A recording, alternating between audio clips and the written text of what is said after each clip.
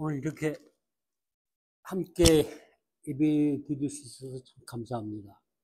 우리 허 선생님, 그리고 박 집사님 부부, 참 오랜만에 이렇게 뵐 수 있어서 감사하고요. 주님의 이름으로 환영합니다. 오늘 본문 말씀은 고린도 후서 4장 16에서 5장 10절까지입니다. 함께 보시겠습니다. 여기는 우리는 이게 없습니다. 그러므로 우리가 낙심하지 아니하노니 우리의 겉사람은 낡아지나 우리의 속사람은 날로 새로워지도다. 잠시 받는 환난에 강한 것이 지극히 크고 영원한 영광에 중한 것을. 우리가 주목하는 것은 보이는 것이 아니요 보이지 않는 것이니 보이는 것은 잠깐이요 보이지 않는 것은 영원함이라. 땅에 있는 우리의 정목집이 무너지며 하나님께서 지으신 집 곧 손으로 지은 것이 아니요 하늘에 있는 영원한 집이 우리에게 있는 줄을. 참으로 우리가 여기 있어 탄식하며 하늘로부터 오는 우리 처소로 덧입기를 간절히 사모하노라.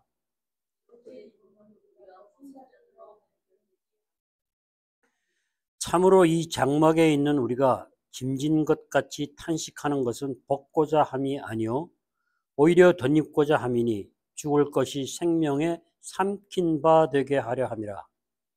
곧 이것을 우리에게 이루게 하시고 보증으로 성령을 우리에게 주신 이는 하나님이시라. 그러므로 우리가 항상 담대하여 몸으로 있을 때에는 주와 따로 있는 줄을 아노니 우리가 믿음으로 행하고 보는 것으로 행하지. 우리가 담대하여 원하는 바는 차라리 몸을 떠나 주와 함께 있는 그것이라. 그런즉 우리는 몸으로 있든지 떠나든지 주를 기쁘시게 하는 자가 되기를 합니다. 함께 읽겠습니다. 이는 우리가 다 반드시 그리스도의 심판대 앞에 나타나게 되어 각각 선악간에 그 몸으로 행한 것을 따라 받으려 함이라.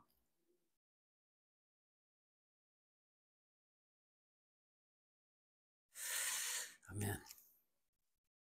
오늘 설교 제목을 영원한 영광에 중한 것 이렇게 했습니다. 영원한 영광에 중한 것 과연 무엇일까요?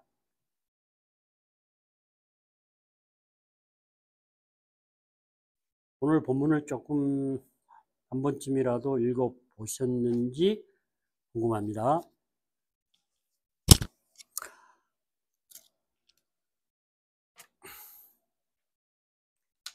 우리들이 어렸을 때도 그렇고 청소년기도 그렇고 참 많이 질문 받았던 말이 있죠. 장래 희망이 무엇입니까? 어렸을 때 장래 희망에 대한 꿈들을 다 가지고 계셨죠? 다 이루셨습니까? 다 이루신 분 계십니까?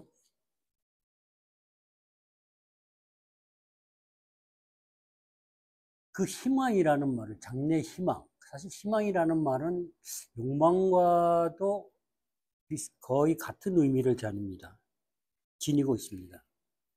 근데 우리가 어렸을 때 가졌던 그 희망이 자이든 내 뜻이든 남의 뜻이든 아니면 사회의 국가의 구조적인 문제든 사실 이루지 못하고 좌절된, 꺾여버린 경우가 더 많죠.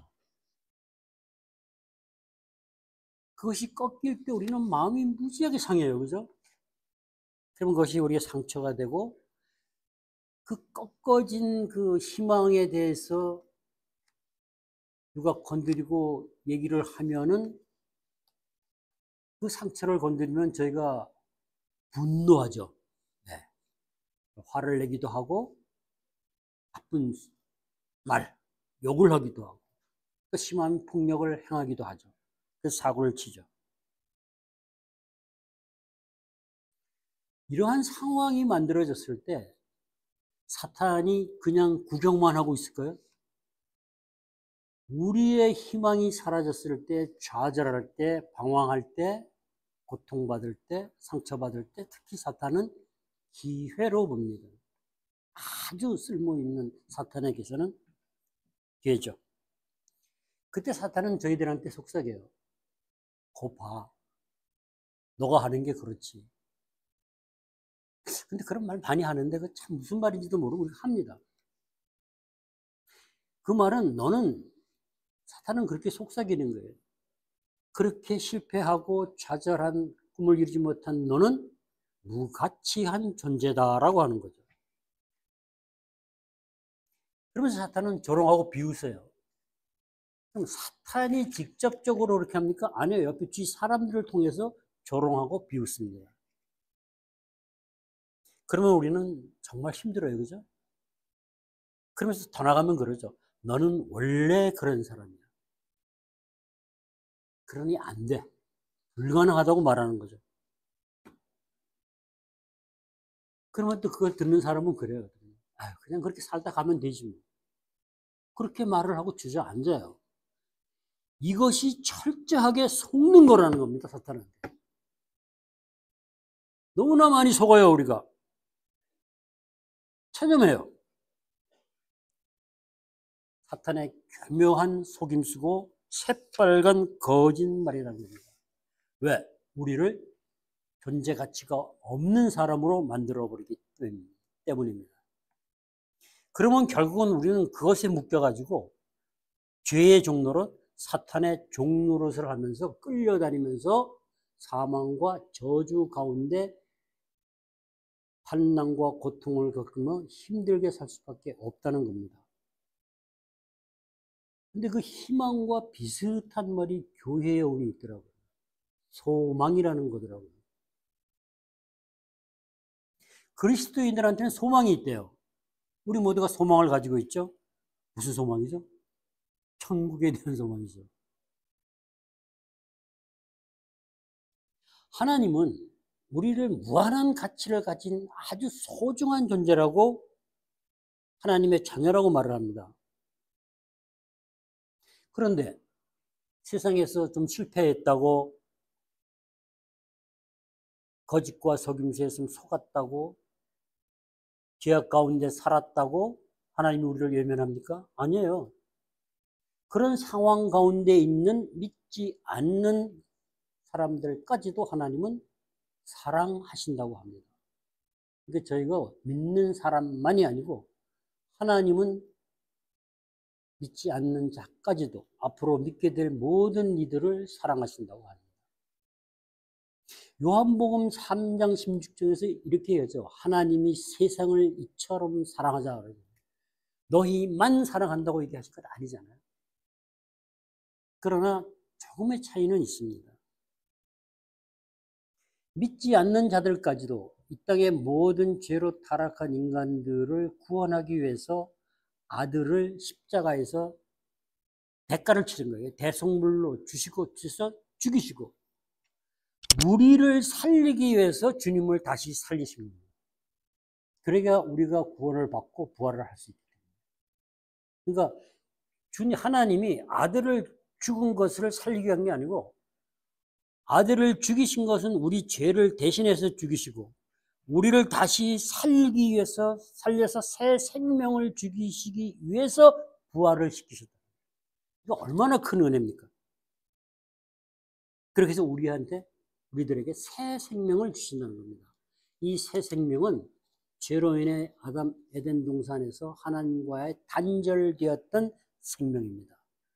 그 생명을 우리가 가져야 하나님과 이 관계를 회복하고 형상으로 변화될 수 있고 자라갈 수 있는 겁니다. 그래야 하나님과 교제를 할 수 있는 거죠. 그렇게 되면 우리가 하나님의 백성이 돼서 하나님의 자녀가 돼서 영원한 복락과 영원히 살 것이라고. 그래서 천국에 가서는 세상과 비교도 안 되는 영생의 삶을 사는 소망이 있다고 성경은 말하고 있죠. 근데 교회 오니 그게 있더라고요. 교회 오기 전에 몰랐어요. 저는 몰랐어요. 그러니까 희망을 가지고 살다가 많은 것이 욕망을 따라 살면서 좌절되니까 상처를 많이 입고 살았죠. 소망과 희망의 차이가 뭘까요? 희망의 주체는 나라는 겁니다. 내가 만들어가고 내가 이루어야 돼요. 내가 성취해야 돼요. 그럼 그게 미래가 보장이 됩니까? 안 돼요. 그러니까 꺾일 수밖에 없고 우리가 좌절할 수밖에 없다는 거죠. 그리고 그것을 좌절하고 낭망하면 사탄은 이용해서 우리를 무가치한 존재로 취급해서 자신의 노예로 삼는다는 거예요. 근데 소망은 내가 주체가 아니고 하나님이 주체가 돼서 하나님이 이루신다는 거예요. 이거 완전히 다른 얘기예요. 우리가 희망을 갖고 사는 것과 소망을 갖고 사는 건 다르다라는 얘기예요. 예수를 믿지 않고 내가 희망을 가지고 사는 것과 내가 예수를 믿고 소망을 가지고 사는 것은 하나님이 내게 주신 희망이 소망이 되어서 하나님이 이루어 가시니까 얼마나 좋습니까? 근데 세상에서는 희망을 가지고 내가 성취하려고 하니까 좌절을 많이 하게 되는 겁니다. 그 소망은 하나님이 저희한테 주시는 약속이라는 겁니다. 그래서 신실하신 하나님은 반드시 이루신다는 거예요. 얼마나 감사합니까? 그러니까 저희는 소망을 가져야 됩니다. 그래서 우리가 교회에 가면 소망이라는 얘기, 희망이라는 얘기는 안 하잖아요. 거의. 들어본 적이 별로 없는 것 같아요. 그래서 희망에서 소망으로. 그래서 우리는 내면의 소리를 들을 때, 양심의 소리를 들을 때 사실은 그 소리를 통해서 소망을 주신 겁니다. 그게 믿지 않는 자들에게 주는 희망이라는 거죠. 그래서 그 소망을, 가장 큰 소망은 저희들이 구원을 받고 천국에 가서 영생 복락을 누리는 것이죠. 그것이 사실은 천국에 가서만 누리는 것이 아니라 이 땅에서도 부분적으로 누리다가 천국에 갔을 때는 완전하게 누린다는 겁니다. 그것을 가지고 신학적으로 하나님의 나라가 이 땅에 예수님이 오실 때 이미 임했고, 그래서 하나님 나라의 축복으로서 영생을 우리가 이 땅에서 맛보며 살다가 그래야 미래에 도래할 하나님 나라가 얼마나 좋은지를 알 거 아닙니까? 그 소망을 하나님이 이루어 가신다. 그래서 하나님 나라가 도래가 할 때 완성이 되는 거예요. 예수 그리스도의 재림시에. 근데 바울이 오늘 본문을 시작하면서 낙심이라는 말을 합니다. 바울이 왜 낙심을 하지 않았을까요? 지금 우리들의 관점으로 이렇게 바울을 보면은 바울은 실패자입니다. 세상 기준으로 보면. 무게싸움을 당했죠. 무시당했죠. 답답하게 무게싸움에다가 사경도 많이 죽을 고비도 넘겼죠. 맞았죠. 고린도 교회에서 얼마나 무시당했습니까? 살해도 못 받았죠. 그래서 텐트 만들어서 사역했죠. 세상의 기준으로 보면 정말 바울의 환난과 고난은 그의 삶은 무가치하게 짝이 없는 삶입니다. 근데 우리가 예수를 믿지 않았을 때 삶이 그래요. 현 세대, 내가 세상의 삶에만 눈을 돌리고 고정하고 살면 세상 속에서 당하는 환난과 고난의 고통은 그야말로 무가치한 것이고 수치스러운 겁니다.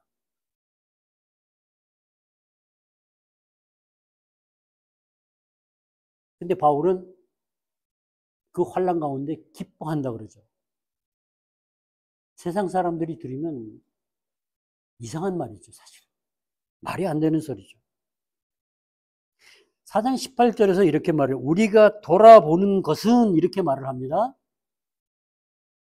우리가 돌아본다고 할 때 돌아본다는 것은 정확하게 말씀드리면 믿음의 시각으로 믿음의 눈으로 본다고 말하는 겁니다. 믿음의 눈으로 보면 보이는 것만 보이는 게 아니고 보이지 않는 것이 보인다는 겁니다. 믿음의 눈으로 돌아볼 때에 보이지 않는 영원한 것이 보이는 겁니다. 그래서 바울은 환난 가운데도 세상에 알 수 없는 놀라운 평안과 기쁨을 누린다고 하는 겁니다. 바울이 볼 때 이 세대에 사는 환난과 고통은 짧은 거예요. 그리고 오는 세대에는 영원하다는 겁니다. 그것을 바울은 분명하게 간파하고 알았어요. 그리고 그것은 명백한 진리라는 겁니다. 바울이 간파해서 알고 명백한 진리라면 우리들에게도 동일하게 이 세상은 짧고 하나님 나라는 영원하다는 것을 즉 우리에게도 진리고 우리도 알아야 됩니다. 그것을 믿음의 관점에서 보면 현재 우리가 당하고 있는 그 환난이나 고난이나 어떤 공적 같은 것은 영원한 영광에 중한 것이라고 제목을 제가 달았죠. 그죠? 그 영원한 영광에 중한 것과 비교했을 때 비교할 수 없을 정도로 이 세상의 환난은 작다라는 얘기예요. 눈꼽만 하다는 얘기예요. 그래야 우리가 이 땅을 살아가는데 환난을 밖에서 보면서 견디고 천국에 대한 소망을 가지고 이길 수 있겠죠. 지극히 이 땅의 삶은 짧다는 겁니다. 우리가 100살, 지난번에 100열 몇 살이 최고 장수 116살인가가 한국에서는 최장수 나이라 그러는 것 같았어요. 그러나 이 땅에서 100년이 영원한 삶과 비교하면 비교가 안 되겠죠. 그래야 이 땅의 삶이 힘들더라도 무겁지 않고 가볍게 느껴진다는 겁니다. 그것을 볼 수 있는 것이 믿음입니다. 그것은 보이지는 않는 겁니다. 그러면 그렇게 영원하고 길고 소중한 영원한 영광에 중한다고 하는 것은 뭘까요? 오늘 본문에서 분명히 말하고 있습니다. 4장 16절에서 17절을 저희가 한번 읽어보고 갈까요? 다시 한번. 4장 16에서 17 같이 한번 읽어보죠. 그러므로 우리가 겉사람은 낡아지나 우리의 속사람은 새로워지도다. 우리가 잠시 받는 환난에 강한 것이 지극히 크고 우리에게 이르게 하라. 우리가 주목하는 것은 보이는 것이 아니요 보이지 않는 것이니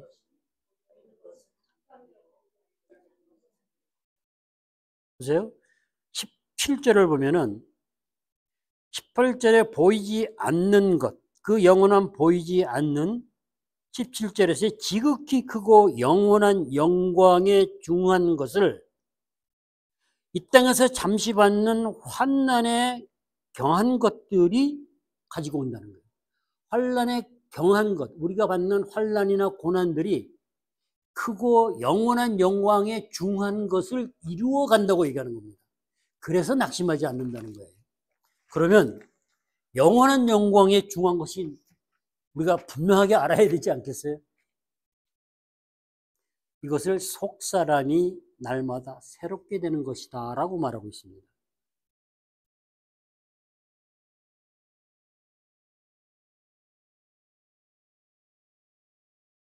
크고 영원한 영광에 소중한 것이 환난이 이루어 가는데 이 땅에서도 우리가 부분적으로 맛보아 알고 그것은 하나님 나라가 도래할 때 그때에 우리한테 이루어지는 일입니다. 그것은 사실은 신령한 몸을 말하는 겁니다. 영원한 영광에 중한 것이라는 신령한 몸을 말합니다. 그래서 바울은 여기서 4장 16절 밑에서 이렇게 해요. 겉사람 속사람 환난에 경한 것과 크고 영원하고 영광에 중한 것 보이는 것 보이지 않는 것 하늘에 있는 영원한 집 이 땅에 있는 장막 이렇게 계속 비유를 해요. 성경에 이렇게 비교하면서 비유하는 내용은 그 안에서 우리에게 하시고자 하는 메시지 우리에게서 들려주고자 하는 말이 있다는 얘기예요. 그 비유를 잘 생각을 하고 묵상으로 연구를 하면 하나님의 살아있는 실질적인 음성이 내게 들려옵니다. 그래서 비유는 너무 중요하고 많은 생각을 하면서 읽어야 됩니다. 하늘에 있는 영원한 집이라고 얘기를 합니다. 그것을 하나님께서 지으신 집. 이 집은 무슨 집일까요?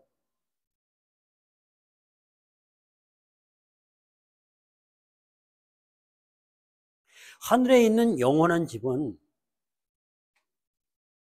그리스도인들이 부활체에 대한 은유, 비유 중에 은유를 사용하는 것은 원래 뜻은 숨겨 있는 겁니다. 원래 뜻은 숨겨놓고 비유로 말을 하는 거예요. 그러니까 하늘에 있는 영원한 집이라는 것은 실제 말하고 싶은 거는 부활체를 얘기하고 싶은 거예요. 그게 우리한테는 천국에 가면 부활체가 준비되어 있다는 거죠. 부활체를 새로 입는다는 거예요. 그것이 하늘로부터 오는 우리의 처소가 부활체라는 겁니다. 집이 아니에요. 궁전이 아니에요. 그런 생각을 가끔 할 수 있잖아요. 천국에 가면 내 집이 있어가지고 뭐 금으로 다 아니에요.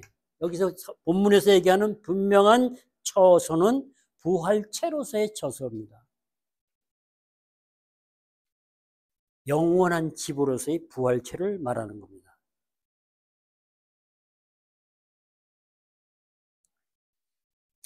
저도 처음에는 그런 얘기를 좀 들은 것 같아요. 천국에 가면 집이 뭐 저 금으로 이렇게 해놓고 했다는. 근데 여기서 지금 본문에서 얘기하는 건 분명히 아닙니다. 새 생명, 우리가 예수를 믿고 새 생명을 얻었잖아요. 새로운 존재가 됐잖아요. 그것을 가지고 그대로 천국에 갔을 때 영광스러운 옷과 같이 입혀진다고 하는 겁니다. 오늘 본문에서 덧 입혀진다는 표현을 쓰는데 이거는 조금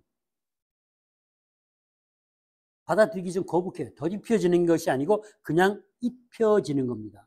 우리의 영의 몸을 입는 것입니다. 그러니까 장소로서의 천국이 아니고 부활체로서의 집, 영원한 집으로서의 몸을 얘기하는 겁니다. 그것이 크고 영원한 영광에 중한 것이라는 겁니다. 그러니까 본문을 잘 봐야 됩니다. 장소를 얘기하는 거 아닙니다. 지금 이런 집을 가지고 얘기하는 게 아니다라는 얘기죠. 그런데 영의 몸을, 그 부활체를 입지 못하는 자들이 있다는 거예요. 그런 사람들을 옷을 벗은 자들이라고 바울은 말을 합니다. 영원한 집으로서의 부활체를 입지 못한다면, 우리가 천국에 갔는데 부활체를 못 입었어. 그럼 그 부활한 건가? 분명히 여기서는 얘기를 해요. 벌거벗은 자들이 있다고. 우리는 정말 심각하게 생각해야 돼요. 내가 천국에 갔을 때 심판대에 섰을 때 영원히 걸면 영광의 중한 것으로 만들어진 신령한 몸으로서의 부활체를 내가 받느냐, 입느냐, 못 입느냐. 그거 가봐야 알죠, 그죠? 근데 성경은 계속 얘기를 합니다. 우리는 부활체를 받지 못하는 벌거숭이 벗은 자들이 되어서는 안 된다는 겁니다. 절대 안 되죠. 그러면 벗은 자들이 안 되고 신령한 몸을 얻어야 되는데 어떻게 얻어야 될지 우리가 걱정이 되죠. 안 됩니까? 천국의 소망을 가지고 사는데 부활체를 못 입으면 어떻게 해요? 어떻게 하면 입을까? 그래서 우리가 하는 것이 단식이라는 겁니다. 그냥 삶이 어려워서 힘들어서 고통 속에 단식하는 것이 아니고 부활체를 입는 것에 대한, 신령한 몸을 받는 것에 대한 걱정이죠. 어떻게 하면?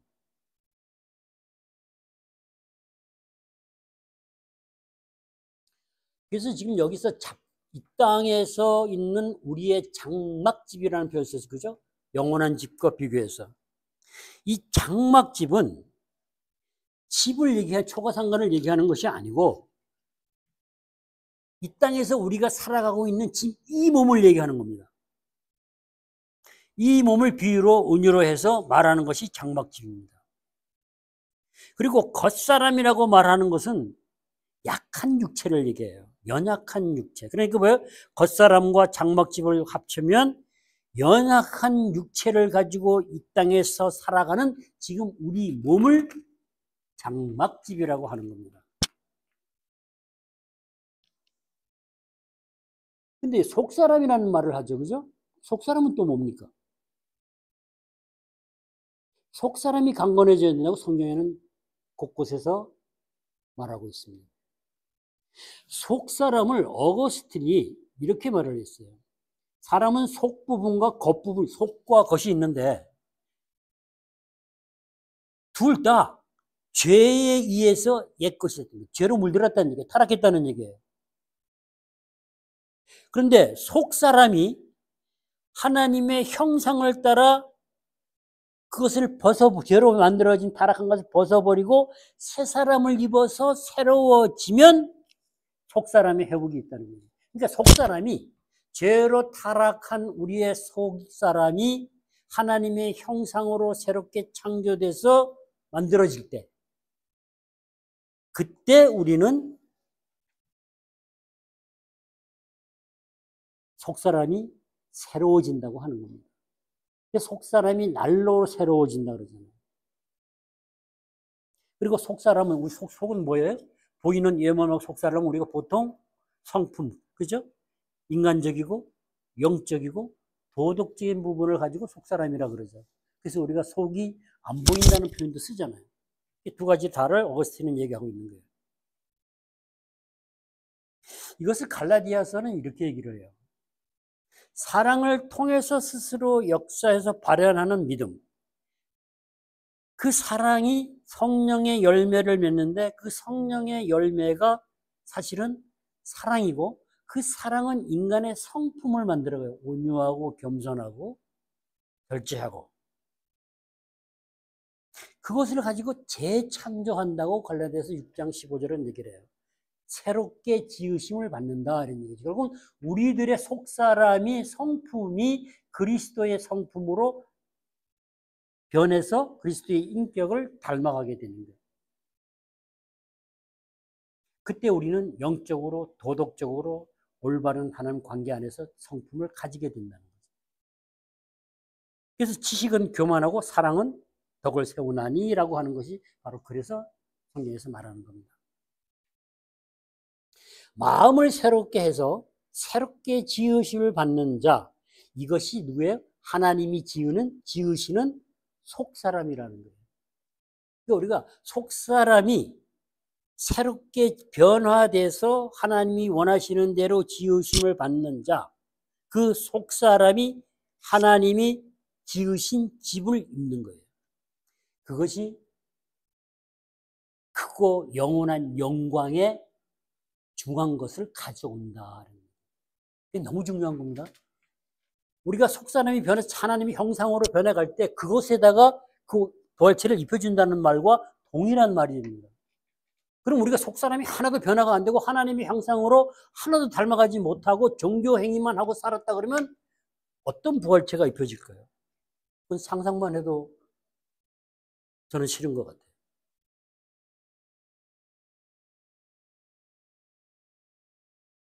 이 세상의 마지막 날, 그야말로 주님이 재림하실 때, 우리가 죽고 천국에 갔을 때, 우리의 영과 부활체인 영광의 소중한 것이 결합하는 그 엄청난 축복의 자리에 그때는 어떤 회복이 일어날 것 같습니까? 완전히 이루어지는 것은 창조시에 인간에 주어졌던 본성과 선한 능력을 회복한 하나님의 형상이 만들어지는 거예요. 진정한 인간 존재가 그때서야 만들어진다는 겁니다. 창조시 죄로 타락해서 어떤 그 긴 시간 동안에 하나님이 돌려놓고자 했던, 회복시키고자 했던 하나님의 형상이 재림 때 완성된다는 겁니다. 그러나 그 부분을 이 땅에서도 맛보고 알게 하시는 겁니다. 그러니까 우리 영이 천국에 갔는데 몸이 없다. 이건 진정한 존재가 아니라는 겁니다. 그 벌거벗은 자들. 그럼 우리가 진정한 존재가 되기 위해서는 영의 몸, 신령한 부활체를 받아야 됩니다. 입어야 됩니다. 그래서 탄식합니다. 정말 우리가 종말론적 소망, 신앙, 우리가 종말에 하나님 앞에 갔을 때 신령한 몸으로서의 부활체입니다. 어떤 것이 상상도 우리가 안 되지만 너무나 좋은 것인 것만은 분명하겠죠. 근데 그것을 받기 위해서는 이 땅에서 속사람이 날로 새로워진다라고 얘기하고 있어요. 날로 새로워진다는 것이 과연 어떤 것인지 우리가 고민하고 걱정하고 생각하다 보면 힘들어요. 그죠? 그래서 탄식하는 거죠. 과연 내가 할 수 있을까? 감당할 수 있을까? 그러니까 성경은 분명히 얘기합니다. 그리스도인들에게 직분을 주셨다 그랬어요. 그 직분은 자격과 능력입니다.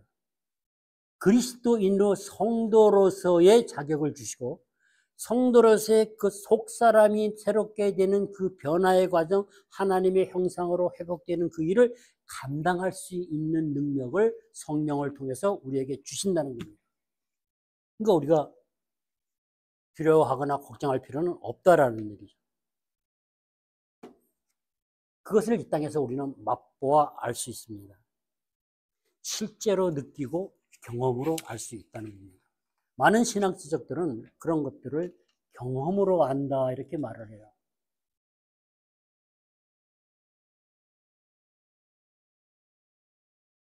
왜 지금 이 땅에서 우리가 그것을 맛보아 알 수 있느냐 하면은 하나님 나라는 예수님이 이 땅에 오셔서 십자가에 죽고 부활해서 가셨을 때 그때부터 하나님 예수님이 오실 때 이미 하나님 나라는 이 땅에 임한 것입니다.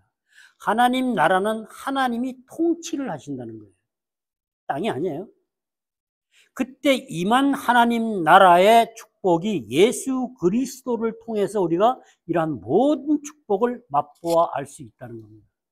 하나님의 형상으로 속사람이 날로 새롭게 되는 것을 이 땅에서 경험할 수 있다는 거예요. 예수 그리스도를 믿는 믿음을 통해서. 그러나 하나님 나라는 이미 왔지만 완성된 것은 아니다. 재림의 종말 때 완성된다라고 얘기합니다. 그것을 영어로 요즘 신학에서 already 임했지만 not yet 완성된 것은 아니다라는 말을 씁니다. 그러니까 영원한 영광의 중요한 것을 이루기 위해서 하늘에 있는 영원한 집을 이루게 하기 위해서 우리한테 뭘 주셨다 그래? 보증으로 오늘 본문에서 성령을 주셨다 그러죠. 성령을 보증으로 주셨다. 이건 도대체 무슨 말일까요?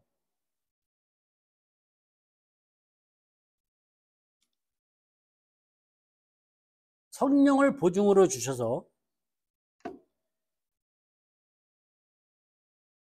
하나님 나라의 복음이 능력으로 나타난다는 겁니다.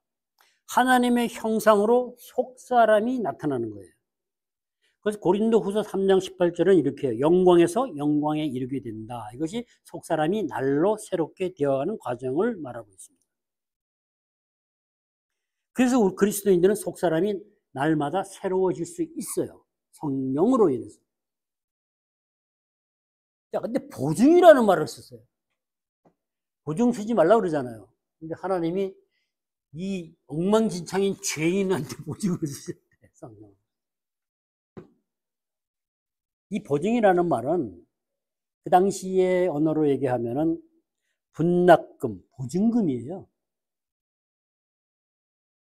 먼저 지불했다는 겁니다. 그러면 성령을 보증으로 써서 우리가 하나님 나라의 축복을 우리의 속사람이 하나님의 형상으로 계속 날로 새로워지기 위해서 보증으로 뭘 줬어요? 믿음으로 의롭다 칭함을 해 주셨다 이런 얘기예요. 그러면 여러분이 잘 아시는 것처럼 보증금을 지불했으면 그 다음에 뭐 해야 돼요? 잔금 치러야 되잖아요. 잔금 치르지 않으면 내 거 아니잖아요. 우리는 여기서 보증금만 생각해서는 안 된다는 거예요. 잔금 생각을 해요. 이 잔금 언제 치러져요? 최후의 심판 때. 그래야 온전해지는 거죠. 이거는 정말 우리가 심각한 거예요. 왜냐하면은 아직 우리 잔금 안 치렀잖아요. 이 땅에서는. 그죠? 보증금만 치르시고 우리가 들어가서 하나님과 의롭다고 칭해졌기 때문에 하나님 앞에 나아가서 교제도 하고 기도도 하고 간구도 하고 할 수 있는 거 아니에요?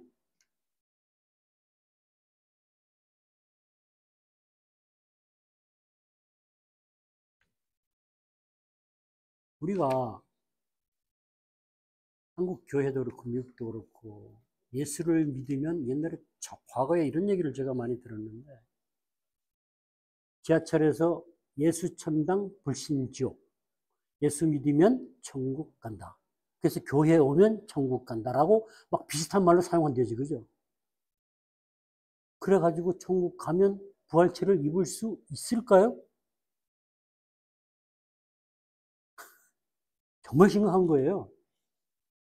속사람이 날로 새로워지는 과정에 그 속사람의 영의 부활체를 입혀준다고 하는데 속사람과는 전혀 상관없는 종교 생활을 하고 교회를 다녔다면 나는 어떤 부활체를 받을 수 있고 입을 수 있을까요?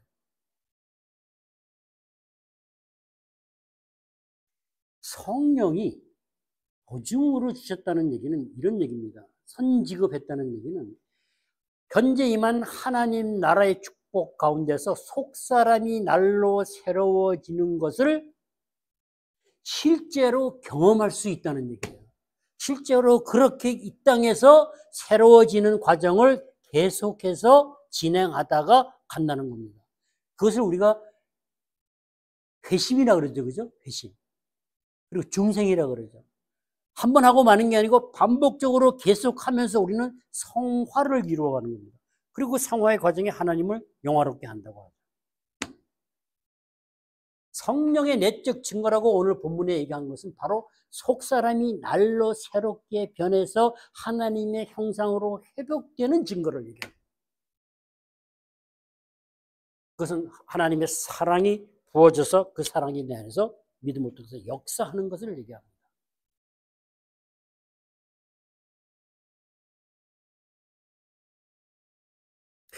그럼 그것을 우리가 어떻게 아냐 이렇게 물어보면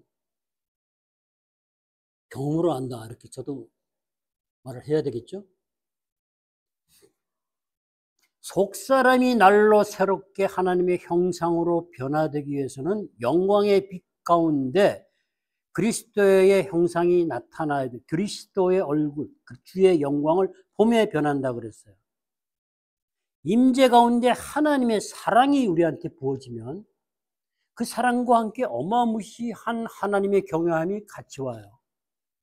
그러면 죄인인 나 같은 엉망, 정말 힘들게 보잘것없는 인간인 나를 사랑한다는 그 사랑이 밀려오면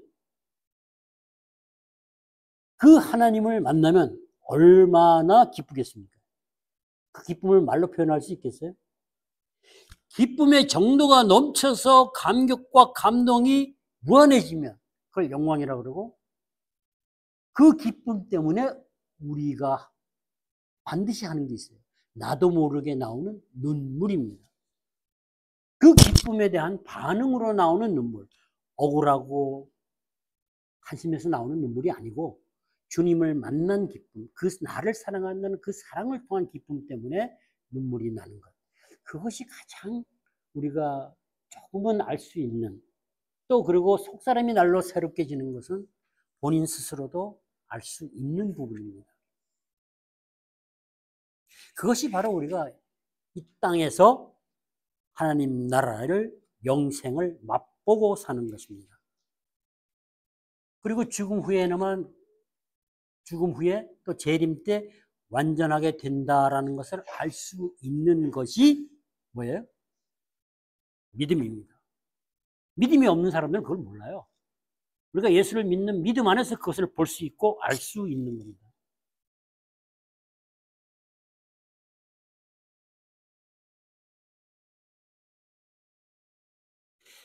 그것은 주님과 함께 사실은 동거하면서 직접적인 교통하는 그런 천국의 삶을 동경하는 것인데 그 천국의 삶을 이 땅에서 맛보게 하려고 고린도전서 1장 9절에서는 이렇게 말씀하십니다. 너희들을 불러 모아서 그리스도와 함께 교제하게 하시는 하나님은 누구시다. 이 교제 가운데 천국의 영생의 속사람이 날로 새롭게 되는 하나님의 형상으로 회복되는 그 사랑을 서로 경험하고 그렇게 회복될 수 있게 서로 도와주고 그렇게 성숙해 가는 것이 교회입니다.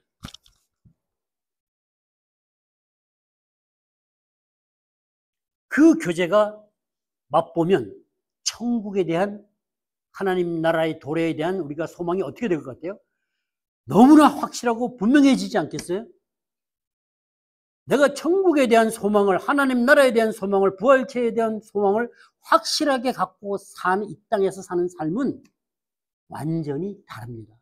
그것은 하나님이 이루어 주실 것이기 때문에 믿지 않는 자들이 희망을 가지고 사는 것과는 비교조차 할 수 없다는 겁니다. 그래서 우리가 뭘 기다려요? 하나님 나라의 도래를 어서 오십시오, 주님, 기다리는 거죠.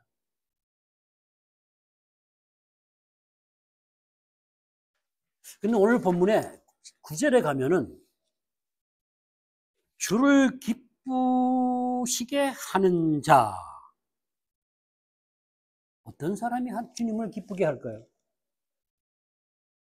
지금까지 말씀드린 그런 부분을 삶 속에서 신앙생활 가운데 속사람이 날로 새로워지는 자를 기뻐하는 자가 아닐까요?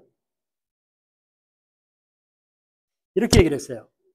9절에서 그런즉 우리는 이렇게 했어요. 그러면서 거하든지 떠나든지 주를 기쁘게 하시는 자가 되기를 힘쓰느라 했어요. 8절에서는 주와 함께 거하기 위해서 차라리 몸을 떠나는 것이라고 했어요. 바로 이것이 어거스틴이 얘기한 죄로 타락한 육체, 속사람과 겉사람, 죄로 망가진 육체를 떠나는 것을 얘기합니다. 죄에 의해서 옛것이 됐던 그것을 죽고 떠나서 새 사람으로서의 몸. 옛것은 지나갔으니 새것이 되었다 그러지 않습니까? 바로 그것을 얘기하는 겁니다. 그것을 하나님은 기뻐하신다는 겁니다. 왜? 죄의 굴레에서 죄의 중로로서 벗어나니까. 그런데 10절에 가서 우리가 드러난다, 심판대에서 모든 것이 드러난다 그래요. 우리가 주님이 오실 때, 재림 때 모든 것이 드러났는데 이 드러난다는 단어가 그냥 드러나서 단순히 보인다는 말이 아니에요. 모든 껍질, 외양을 벗고 우리가 가지고 지닌 성품 전체가 실제적으로 공개적으로 드러나 보인다는 거예요. 우리 속마음 모르잖아요. 성품이 어떤지 모르잖아요. 그러나 심판대에 섰을 때는 그 성품 자체가 드러난다는 거예요. 어떤 성품요? 죄로 형성된 육체에서 떠난 몸. 날마다 새롭게 하나님의 형상으로 변화된 속사람. 하나님의 사랑이 예수 그리스도의 성품으로 형성된 그 성품과 인격. 그 모든 것이 드러난다는 거예요. 내 안에 속사람이 새롭게 되었는지 안 되었는지가 분명하게 보여진다. 드러난다는 겁니다. 그리고 그 드러난 속사람에게 영의 몸을 입혀준다. 영원한 영광의 중요한 것을 이루게 한 것이 완성되는 거죠. 신령한 부활체가 입혀진다는 겁니다.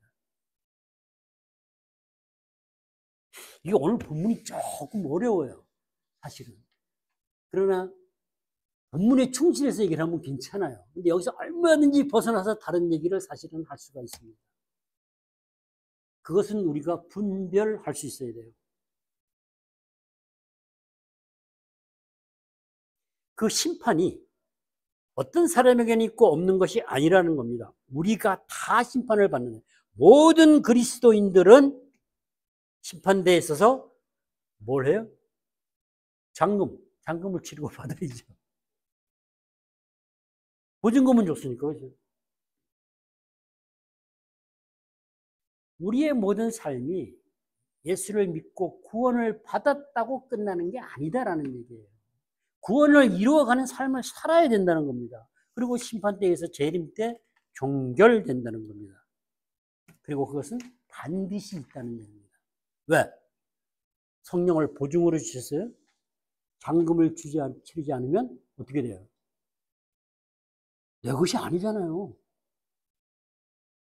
그러면 잔금을 치르지 않으면 보증금이 없어지면 그럼 내가 구원받았다고 천국 간다고 믿고 살았는데 그럼 어떻게 되는 겁니까?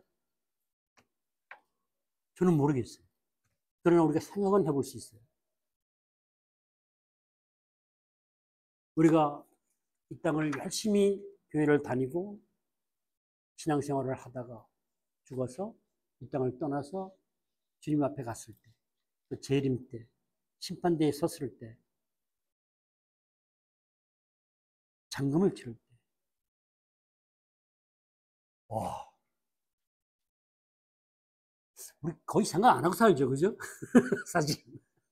그러나 우리가 생각하고 살아야 됩니다. 그것이 종말적 신앙이 됩니다. 그래야 이 땅을 살아가는 방법이 달라집니다. 모든 그리스도인들에게는 결산하는 날이, 심판의 날이 있다고 말하는데 이게 사실이라는 거예요. 정말 구원받았다고 무조건 천국 간다고 하는 그 말은 김재현 박사님도 그런 얘기를 했지만 신학이 우리가 예수 믿고 의롭게 된다는 칭의, 법적인 것 측면만 강조를 했지 예수를 믿고 우리가 의롭다 칭함을 받고 구원을 받았을 때에 그 다음부터 이뤄지는 하나님과의 올바른 관계를 세워가고 하나님과의 친밀한 교제를 통해서 회복되어 가는 과정은 많이 경시되어 왔다, 무시되어 왔다는 얘기예요. 그래서 기복신앙이 활발해진 겁니다. 그래서 예수 믿고 천국 간다, 복 받는다 이렇게 되는 거예요. 그럼 결국은 무엇을 잊어버렸어요? 속사람이 날로 새롭게 되는 하나님의 형상으로 회복되는 과정을 우리가 놓치고 있었다라는 거예요. 구원받으면 무조건 천국 간다. 여기에 대한 경고, 경종은 아닐까 생각해 보게 됩니다. 잔금을 치르지 못하면 보증금은 어떻게 되죠? 예, 우리 생각해 봐야 됩니다. 그런데 우리가 크고 영원한 영광에 중요한 것으로 우리에게 속사람에게 입혀지는 신령한 몸으로서의 부활체는 이 땅에서 우리가 가지고 있는 정체성이 그대로 유지돼서 연결된다고 합니다.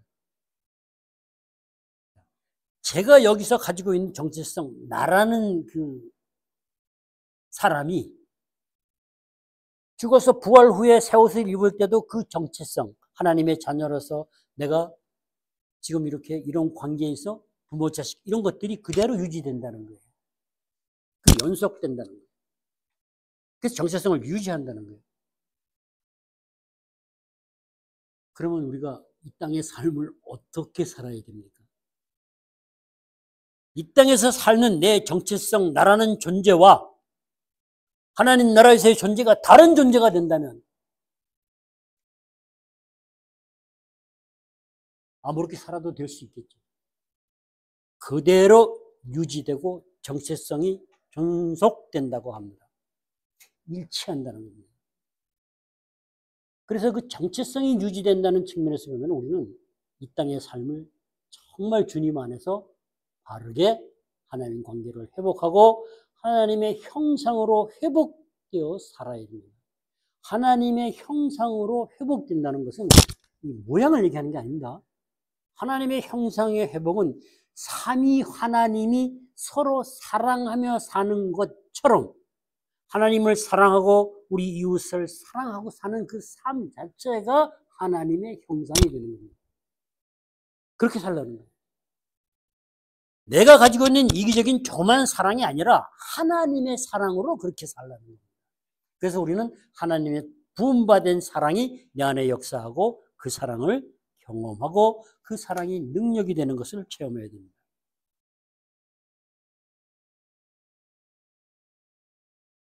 정말 저는 본문을 설교를 준비하면서 부활체를 받을 때에 우리의 정체성이 그대로 유지돼서 존속된다는 것을 생각하면서 정말 이 땅에서 우리가 얼마만큼 속사람이 날로 새롭게 되어서 하나님이 원하시는 성령의 열매가 성품이거든요. 그리고 고린도서 10장에서 얘기하잖아요. 사랑은 하고 하는 건 전부 성품이에요. 하나님의 사랑이 성품으로 만들어지는 그런 삶을 내가 살았느냐, 어떻게 그렇게 살아가야 되느냐를 우리는 고민해야 된다는 겁니다. 생각해야 된다는 거예요. 여러분들이 아시다시피 저는 너무 늦게 교회를 와서 그 부분을 많이 잊어버리고 살았죠. 근데 늦게라도 제가 알게 되고 그렇게 살아갈 수 있게 소망을 갖게 돼서 얼마나 감사한지 몰라요.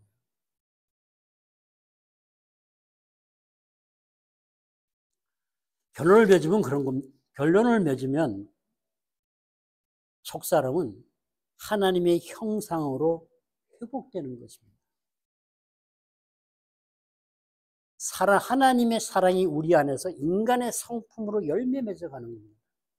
그것이 갈라디아서 5장 22절에 사랑은 온유, 겸손, 고린도전서에서 사랑은 온유하고 지혜하지 않고 그런 성품입니다. 한마디로 말하면 그리스도의 마음으로, 온유한 마음으로 관용을 베푸는 삶, 용납하고 용서할 수 있는, 그래서 관용을 드러내라고 하는 것입니다.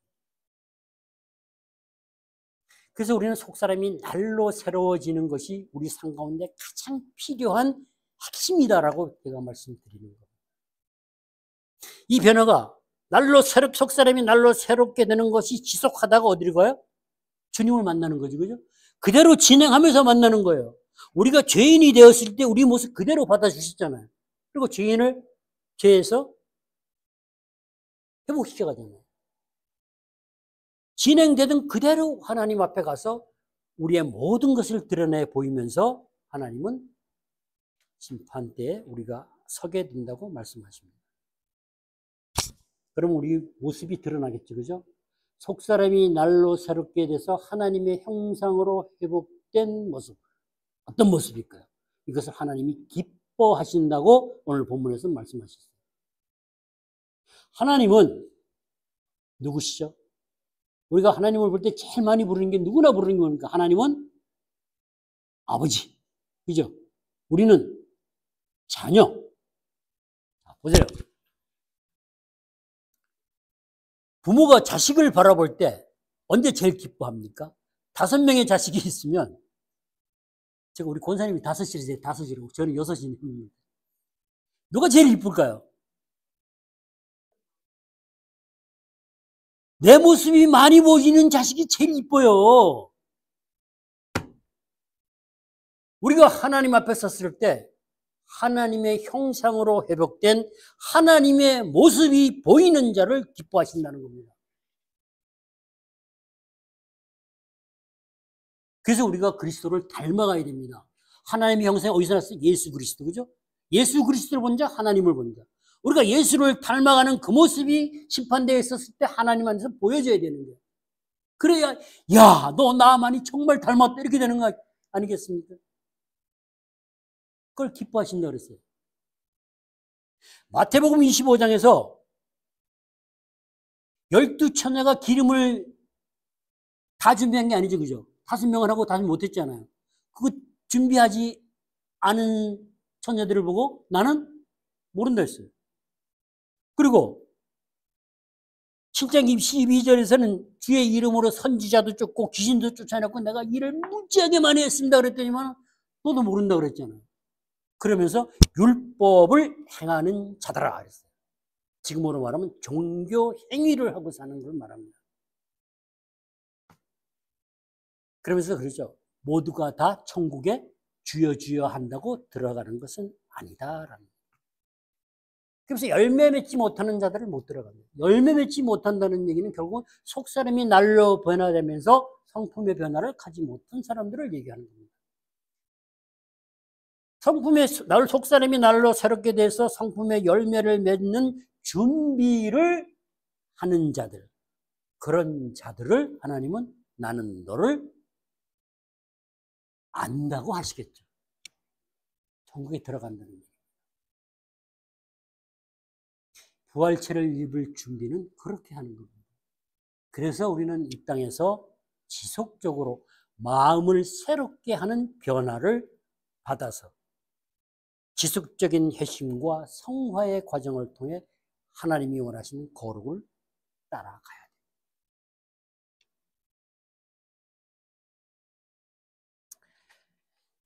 심판대에 있었을 때, 우리가 주님 앞에 섰을 때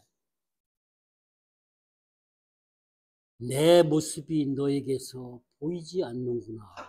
그러면 어떻게 돼요? 저는 끔찍할 것 같아요. 너무 끔찍하지 않아요? 생각만 해도 끔찍합니다. 우리는 절대 그 말을 들어서는 안 됩니다. 듣지 말아야 됩니다. 우리는 그 말을 듣지 않겠다고 다짐해야 됩니다. 결단해야 됩니다.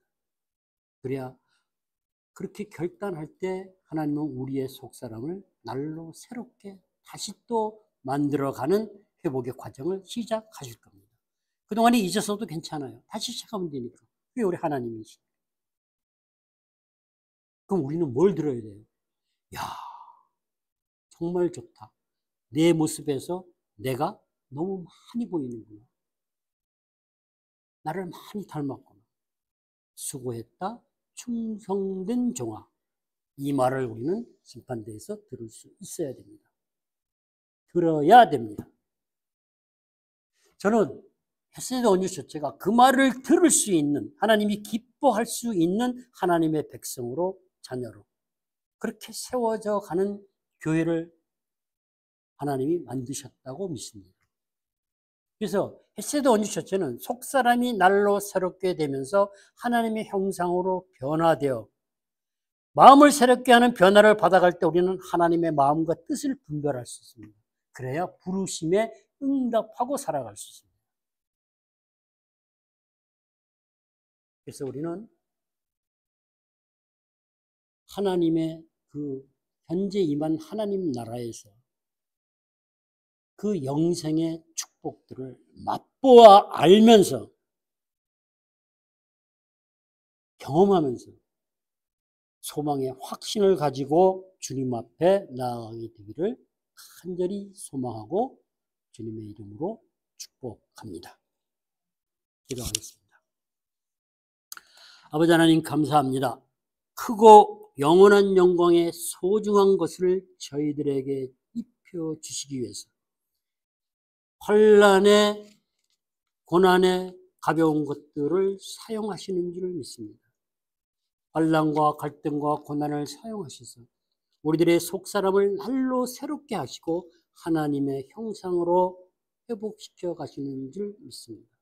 아버지 하나님, 저희들이 아버지 하나님의 그 뜻에 순종하고 나아갈 수 있도록 주의 영으로 충만하게 하여 주시고 기도에 영을 부어주셔서 악하고 더러운 것 모두 소멸시키고 내가 거룩하니 너희도 거룩하라 하신 하나님의 말씀을 이루어 갈 수 있도록 우리들을 인도하시고 축복해 주시옵소서.